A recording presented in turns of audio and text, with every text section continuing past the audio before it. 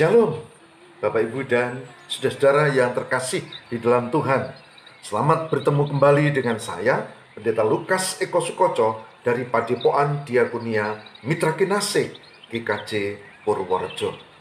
Saudara, hari ini saya akan mengajak kita untuk menemukan dan belajar tentang satu poin yang sangat penting, yaitu bagaimana menghadapi pencobaan dan kita mampu bertahan.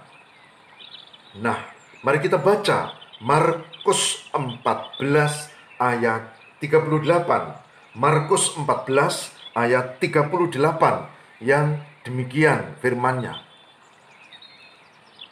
Berjaga-jagalah dan berdoalah supaya kamu jangan jatuh ke dalam pencobaan. Roh memang penurut, tetapi daging lemah. Amin. Demikian Markus 14 ayat 38. Yang berbahagia barang siapa mendengarkan firman Tuhan dan memelihara dalam kehidupan setiap hari. Puji Tuhan. Saudara, ada dua kata kunci yang penting dalam firman hari ini. Dua kata kunci yang penting. Pertama adalah berjaga-jaga. Yang kedua adalah berdoa.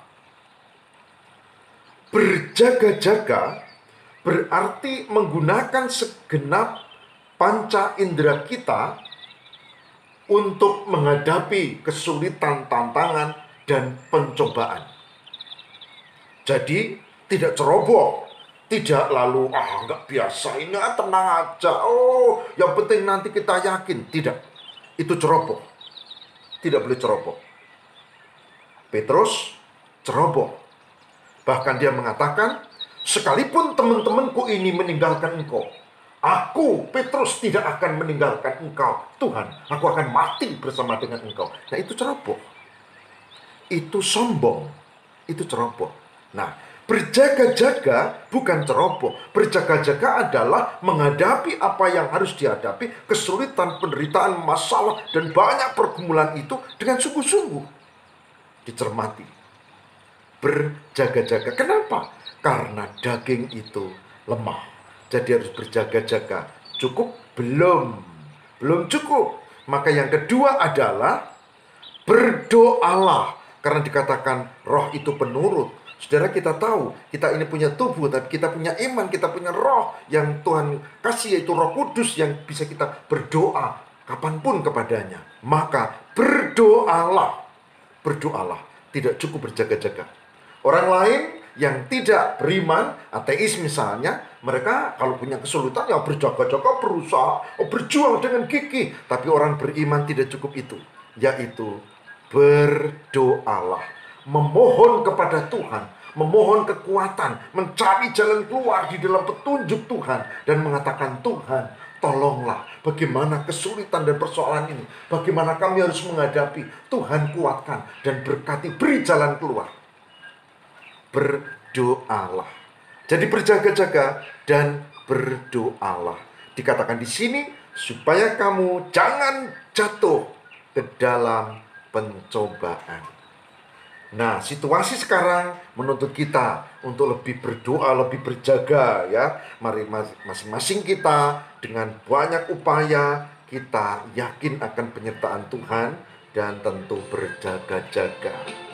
Kalau tidak, maka kita akan jatuh.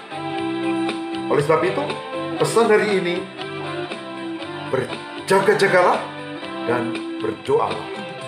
Semoga Tuhan berkati. Berjagalah senantiasa. Mari kita bersama-sama berdoa.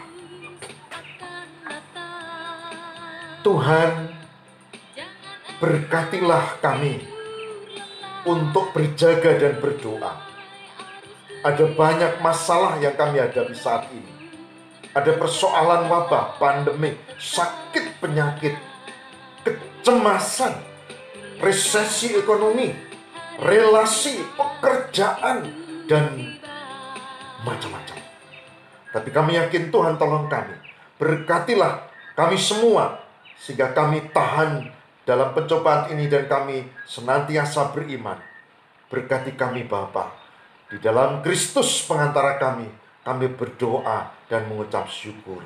Haleluya. Amin.